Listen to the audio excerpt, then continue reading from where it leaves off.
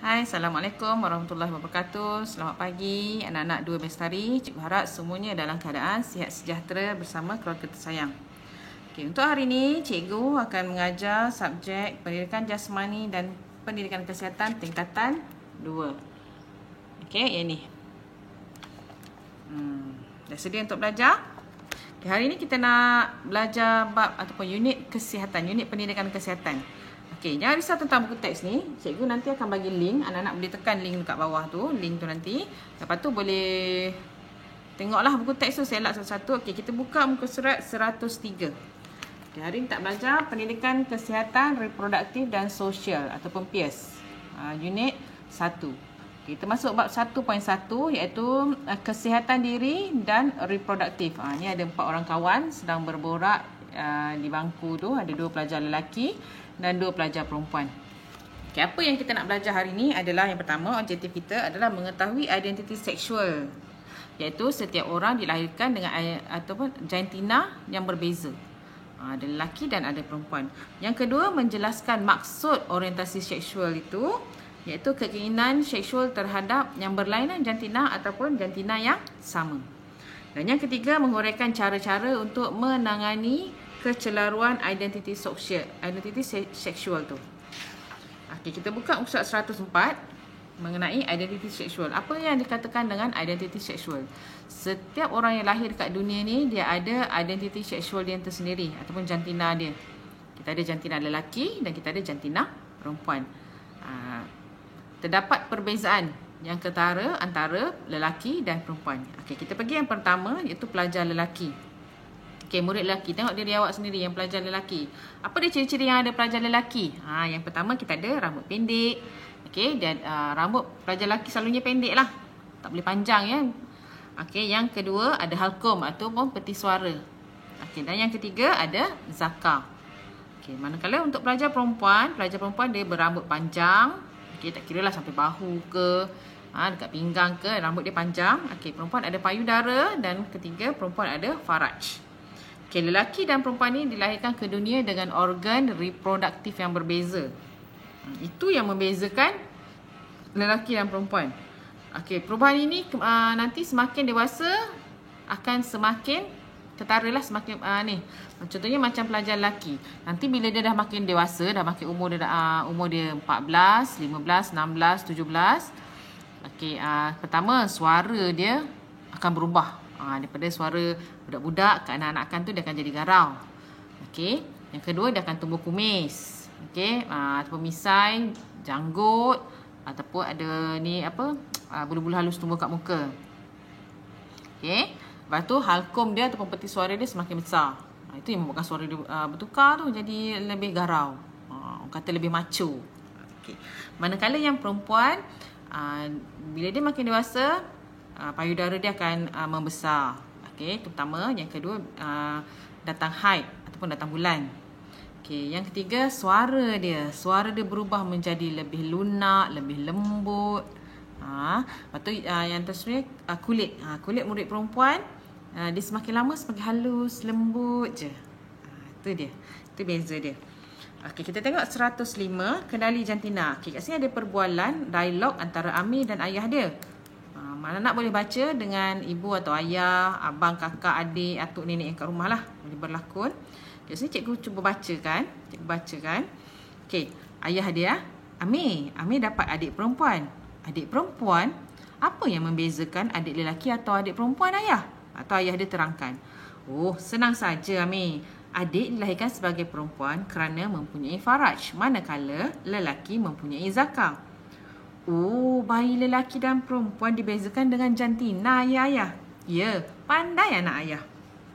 Tetapi, jika bayi meningkat remaja, akan berlaku perubahan fizikal dengan lebih jelas. Contohnya, lelaki akan tumbuh kumis. Manakala, suara perempuan menjadi lebih lunak. Baru Amir faham sekarang. Terima kasih ayah. Sama-sama Amir. Jelas ya semua apa dia bezakan lelaki dan perempuan. Lelaki ada zakar, perempuan ada faraj. Kita tengok surat 106, orientasi seksual. Okay, ini orientasi seksual antara Amran dan ibu dia. Kita boleh baca. Okey, yang pertama Amran lah. Cantiknya baju ni. Kalau Amran pakai baju ni mesti nampak cantik kan? Kenapa Amran nak pakai pakaian perempuan? Amran suka kelihatan cantik, lemah lembut dan anggun. Tidak bolehlah Amran. Amran kan lelaki. Itu pakaian untuk perempuan sahaja. Kenapa tidak boleh ibu?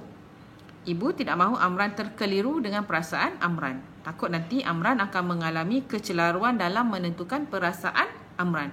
Ingat ya, lelaki tak boleh pakai baju perempuan. No. Lelaki tak boleh pakai baju kurung, tak boleh pakai gown, tak boleh pakai dress yang menunjukkan perempuan tu. Okay? Lelaki selalunya pakaian dia adalah t-shirt, seluar panjang, seluar pendek yang menunjukkan ciri-ciri lelaki lah. Nanti awak-awak semua akan keliru. Aku ni lelaki ke perempuan lah? Kita tak nak perasaan tu. Itu yang Ibu Amran cuba terangkan kepada Amran. Dia tak nak Amran nanti keliru. Ini lelaki ke perempuan? Itu bawah tu cuba baca. Maksud ibu, secara fitrahnya manusia akan tertarik kepada seseorang yang berlainan jantina. Contohnya, lelaki akan tertarik dengan perempuan. Namun, orang yang mengalami kecelaruan akan menghadapi masalah orientasi seksual. Orientasi seksual, boleh ibu terangkan? Tetap Ustaz 107. Boleh Amran? Ada pelbagai jenis orientasi seksual, antaranya heteroseksual, iaitu tarikan seksual kepada jantina yang berlawanan. Heteroseksual, dia suka lelaki suka perempuan, perempuan suka lelaki. Itu yang berlainan. Homoseksual ialah tarikan seksual kepada jantina yang sama. Macam contoh homoseksual, lelaki suka lelaki, perempuan suka perempuan. Yang tu homoseksual. Dan yang ketiga, bisexual, ialah tarikan seksual kepada kedua-dua jantina, lelaki dan perempuan. Ni dia suka dua-dua. Bisexual ni, dia suka lelaki, dia suka perempuan juga. Dia lelaki tapi dia suka lelaki, dia suka perempuan. Baru Amran faham. Tetapi adakah semuanya dibenarkan? Tidak Amran. Hanya hubungan heteroseksual sahaja dibenarkan. Tetapi mestilah melalui perkahwinan yang sah. Semua agama di Malaysia melarang keras hubungan homoseksual dan bisexual yang bertentangan dengan adat resam kita. Hanya hubungan heteroseksual saja yang dibenarkan. Tapi kena kahwin dulu. Tak boleh kalau tak kahwin. Kita tengok 108. Ini perbincangan antara guru dengan anak-anak murid dalam kelas. Cikgu tanya, baiklah murid-murid, siapa boleh beritahu apakah faktor-faktor yang mendorong ke arah kecelaruan identiti dan orientasi seksual? Ini ada 5.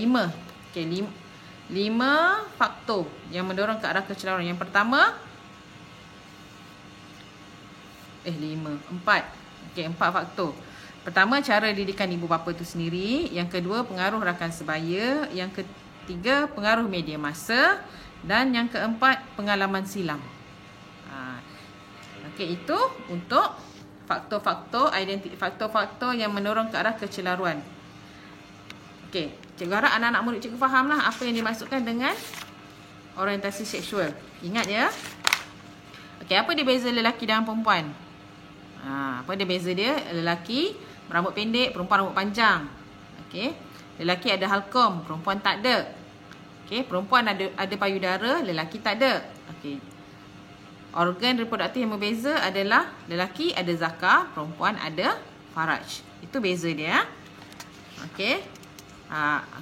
Ada berapa jenis orientasi seksual? Ingat dia ada 3. Bukan 2, bukan 1, tapi ada 3. Yang pertama, heteroseksual, iaitu suka kepada yang berlainan jantina. Yang kedua, homoseksual, suka kepada jantina yang sama. Dan yang ketiga, bisexual. Dia suka dua-dua sekali. Dia suka lelaki, dia suka perempuan. Itu adalah jenis-jenis orientasi. Dan hubungan yang dibenarkan dalam Malaysia adalah hubungan heteroseksual sahaja. Iaitu lelaki suka perempuan, perempuan suka lelaki. Tapi kena melalui perkahwinan terlebih dahulu. Itu untuk pengenalan kita mengenai bab kesihatan diri dan reproduktif. Apa yang cikgu nak awak buat adalah cikgu nak awak buat peta berdasarkan apa yang telah kita bincangkan. Nanti cikgu akan bagi contoh. Anak-anak boleh tengok contoh yang cikgu bagi dan boleh tulis dalam buku latihan. Dekat buku latihan pastikan depan tu ada nama, ada tingkatan 12 hari, ada mata pelajaran. Mata pelajaran PJ/MPK dan nama cikgu Aini.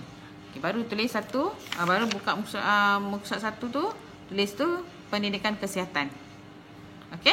Kalau ada masalah boleh PM cikgu atau WhatsApp cikgu. Cikgu akan cuba selesaikan masalah. Okey, itu saja dari cikgu. Terima kasih. Assalamualaikum.